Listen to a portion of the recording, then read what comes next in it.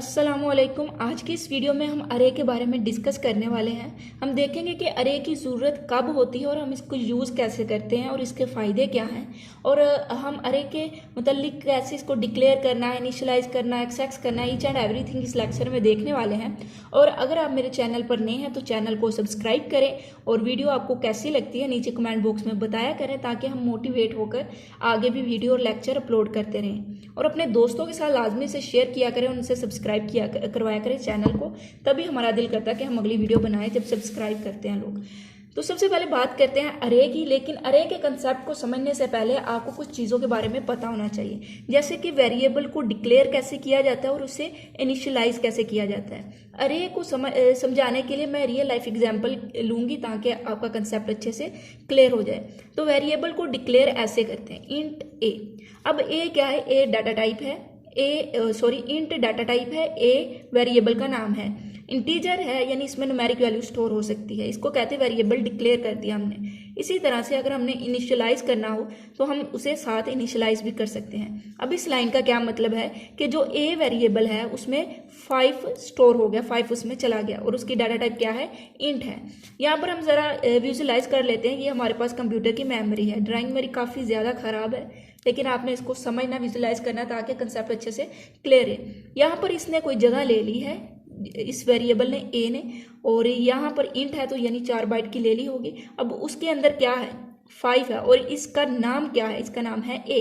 इसी तरह से जब हम 3 से 4 वेरिएबल को डिक्लेयर करते हैं यानी ए बी सी कर लेते हैं, यहाँ पर इंट ए बी एंड सी। अब क्या होगा? ए बी यहाँ पे हो सकता है, सी यहाँ पे हो सकता है, तो ये इस तरह से ये मेमोरी में अपनी अपनी जाकर जगह ले लेते हैं। ठीक हो गया।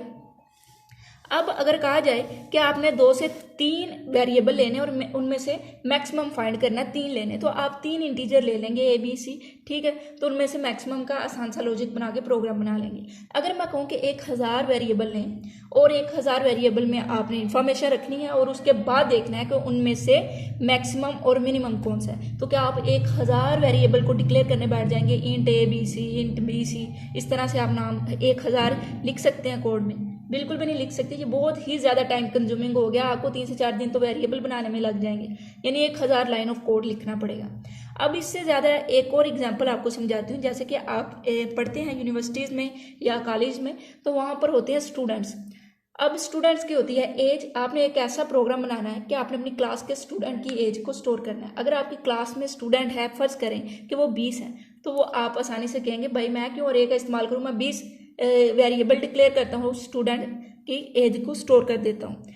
अगर है 100, तो फिर भी आप कह सकते हैं भाई मैं ज़रा मेहनती इंसान हूँ, 100 लाइन ऑफ कोड लिख लूँगा, लेकिन मुझे अरे का कंसेप्ट नहीं पढ़ना। लेकिन फ़र्ज़ करें कि यूनिवर्सिटी में 1000 स्टूडेंट्स हैं, उन 1000 की आपने स्टोर करनी है। फिर आप क्या करेंगे? 5000 हैं, 10,000 है, तो क्या आप 10,000 लाइन ऑफ कोड करेंगे? 10,000 वेरिएबल डिक्लेयर करेंगे? तो इस तरह से तो नहीं ना आप कर सकते, ये बहुत ज़्यादा टाइम कंज्यूमिंग हो जाएगा। तो इस जगह पर अरे का कंसेप्ट आता है। अब अरे क्या कहती है?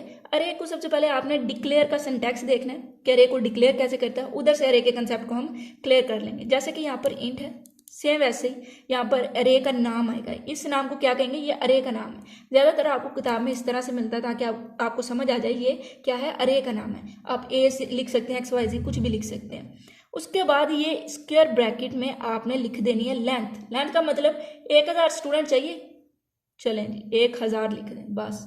जहाँ पर आपने 1000 वेरिएबल लिखने थे वहाँ पर सिर्फ एक नाम के साथ ही हमने 1000 को डिक्लेयर करा दिया। लेकिन यहाँ पर एक कंडीशन आ जाती है कि हमेशा क्या होनी चाहिए? इंटीजर होना चाहिए। डाटा टाइप सेम होनी चाहिए। यहाँ पे इंट है तो ये सारे इंटीजर ही होने चाहिए। ठीक है, इस तरह से डाटा टाइप सेम होनी चाहिए। अगर आपने नाम स्टोर करवाने हैं तो यहाँ पर स्ट्रिंग आ जाता है। तो इस तरह से डाटा टाइप सेम होने चाहिए, नाम सिर्फ एक यूज होगा और जितनी मर्जी आप लेंथ दे सकते हैं। इसको हम कहते हैं कि हमने अरे को क्या कर दिया? इनिशियलाइज कर दिया। अब मेमोरी में ये कैसे स्टोर होगा उसको देख लेते हैं, जिससे हमें इसकी डेफिनेशन बिल्कुल क्लियर हो जाएगी। ये फर्ज करें कि कंप्यूटर की क्या है? मेमोरी है। अब अरे आपने एक डिक्लेयर करवा दी, इंट ए एंड हमने करवा दी 5 की। ठीक हो गया। तो यहाँ पर क्या होगा? इस तरह से कंजक्टिव मेमोरी लोकेशन लेंगे, यानी एक के साथ दूसरा, फिर उसके साथ तीसरा, इस तरह से ये साथ ले लेंगे। इंट है तो 4-4 बाइट की ये मेमोरी लेते जाएंगे।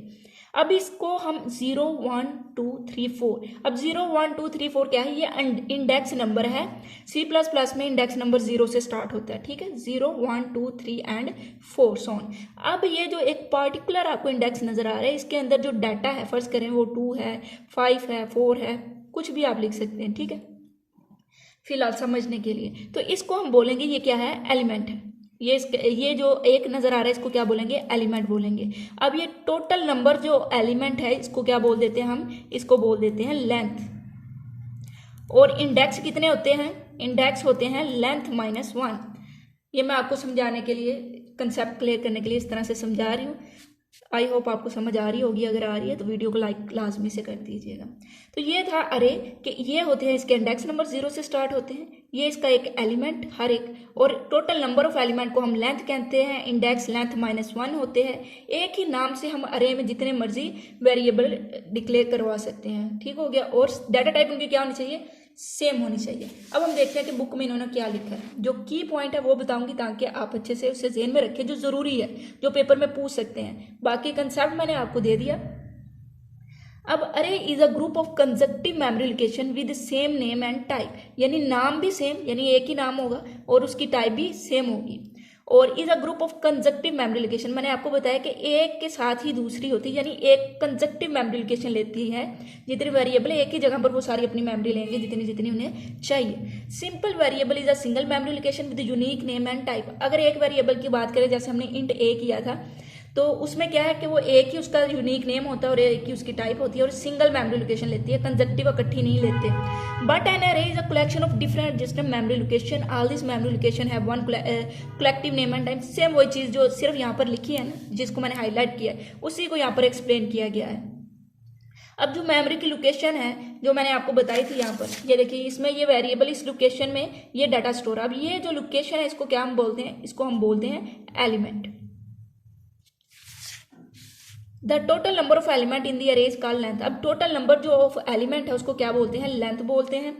अब यहाँ पर उन्होंने इंडेक्स के रिलेटेड हमें बताया, जिसमें मैंने आपको बता दिया, ये वाला पॉइंट इंपॉर्टेंट है कि लेंथ -1, यानी ये कम होगा क्योंकि ये 0 से स्टार्ट होता है, ठीक है, फर्स्ट इंडेक्स इसका 0 होता है। Array are use to store a large amount of similar kind of data. जैसा कि हमने कहा कि हमें 1000 स्टूडेंट की एज को स्टोर करना है। अब सिमिलर डाटा है एज, ठीक है, अब उसके अंदर वैल्यू मुख्तलिफ हो सकती है लेकिन डाटा टाइप उसकी सेम भी है। तो इसलिए सिर्फ हम बहुत ही ज़्यादा जहाँ पे लार्ज अमाउंट को हमने स्टोर करना होता है सेम काइंड की, वहाँ पर हम क्या यूज़ करते हैं, अरे का यूज़ करते हैं। अब यहाँ पर उन्होंने यही एग्जांपल दिया कि सपोज करें कि मार्क्स हमने स्टूडेंट के स्टोर करने, मैंने एज की दी थी, यहाँ पर उन्होंने मार्क्स की दे दी। अब हम क्या 100 वेरिएबल को डिक्लेयर करेंगे, ये बहुत ज़्यादा टाइम कंज्यूमिंग हो जाएगा, ठीक हो गया।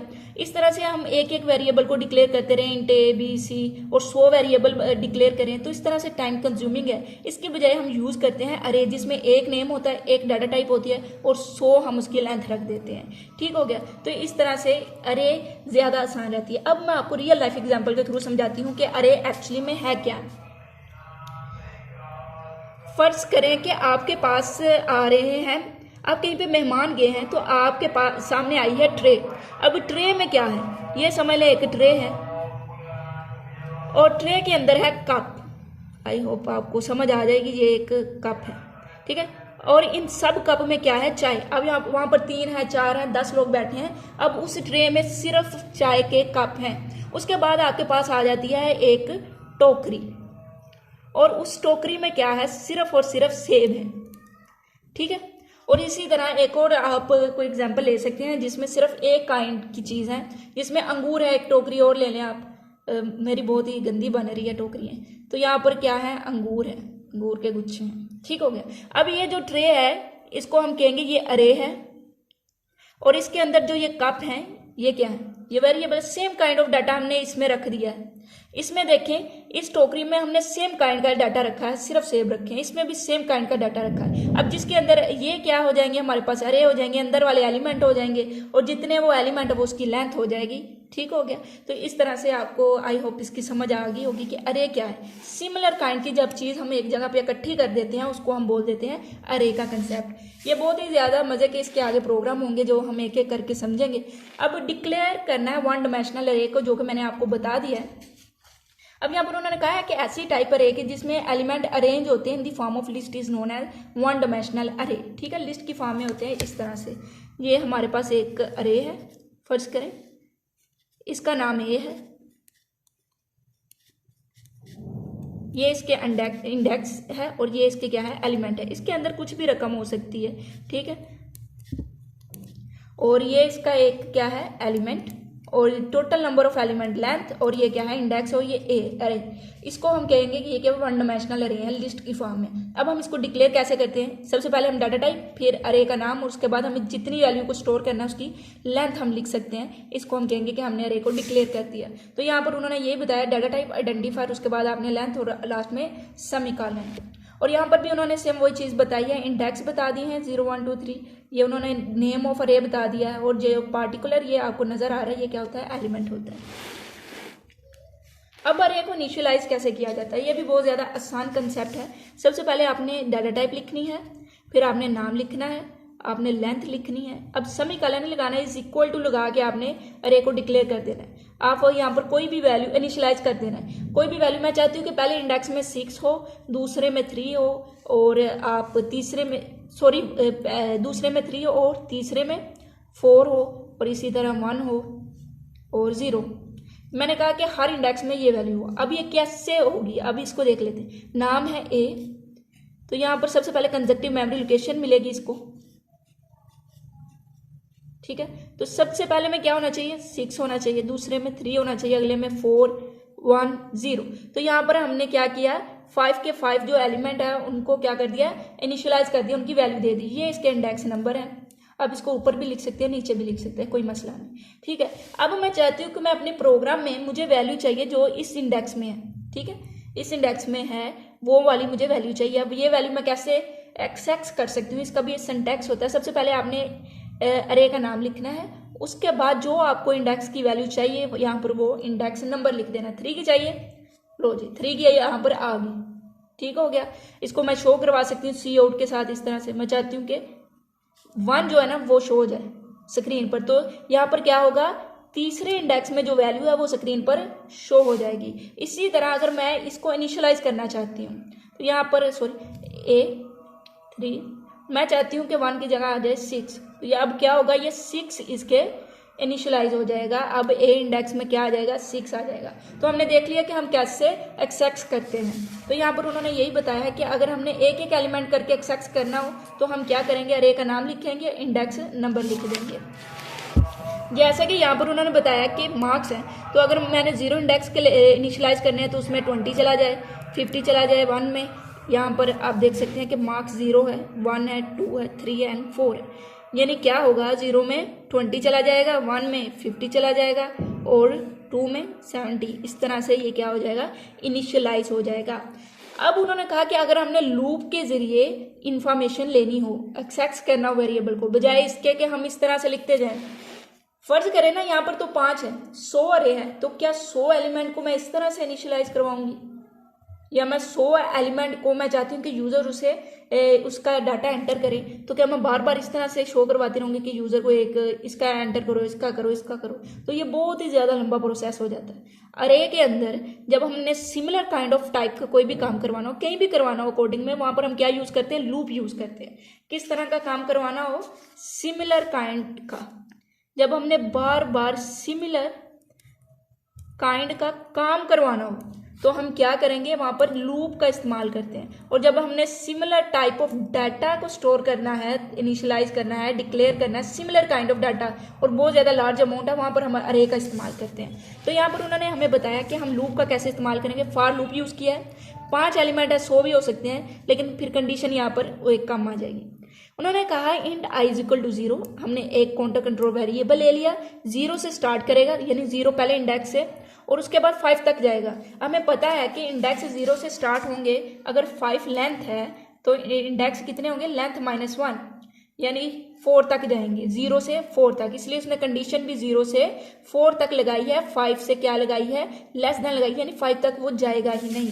तो सबसे पहले वो 0 से स्टार्ट होगा, पहले इंडेक्स में जाएगा, और मार्क्स i यानी पहला इंडेक्स है 0 का, और उसमें i ही स्टोर करवा दो, यानी 0 ही स्टोर करवा दो। बहुत ही मजे का उन्होंने यहाँ पर लूप बना दिया।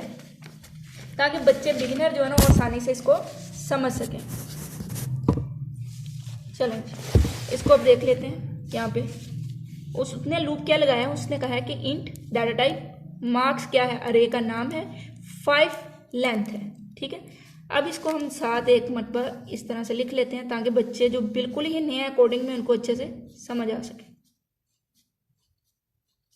0 1 2 3 एंड 4 मार्क्स है अरे का नाम, और कोड में क्या लिखा है, फॉर इंट आई। इसको आप पहले भी डिक्लेयर कर सकते हैं, फॉर लूप के अंदर भी कर सकते हैं, कोई मसला नहीं। आई लेस देन होना चाहिए 5 से, और आई में इंक्रीमेंट करते जाओ। अब marks I is equal to I K, यानी सबसे पहले वो देखेगा आई के 0 के बराबर है, लगी कंडीशन। अब वो देखेगा कि आई 5 से लेस देन है, 0 5 से लेस देन है, बिल्कुल लेस देन है, तो अंदर जाएगा, इसको क्या करेगा, एग्जीक्यूट करेगा। Marks I is equal to I, यानी मार्क्स का जो 0 इंडेक्स है, आई की वैल्यू अभी क्या है, 0 है, तो 0 इंडेक्स में आई की ही वैल्यू दे दो, यानी 0 ही दे दो। फिर जाएगा, इंक्रीमेंट होगा एक, अब आई की वैल्यू क्या है, पहले आई 0 था, अब आई की वैल्यू है 1, अब 1 होगी तो 1 5 से लेस देन है, जी बिल्कुल लेस देन है, तो फिर मार्क्स आई, आई में क्या है इस वक्त 1 है, तो मार्क्स आई यानी 1 इंडेक्स में आई ही दे दो तो 1 आ जाएगा। इसी तरह फिर जाएगा और आई की वैल्यू हो जाएगी 2, 2 लेस देन है, अब 2 वाले इंडेक्स में 2 ही दे दो। इसी तरह फिर जाएगा, आई की वैल्यू हो जाएगी 3, 3 लेस देन 5 के, 3 लेस देन है 5 के, और फिर वो कहेगा कि 3 वाले इंडेक्स में 3 ही दे दो। इसी तरह फिर जाएगा, 4 देखेगा, आई इज इक्वल टू 4, अब कहेगा कि 4 वाले इंडेक्स में 4 ही दे दो।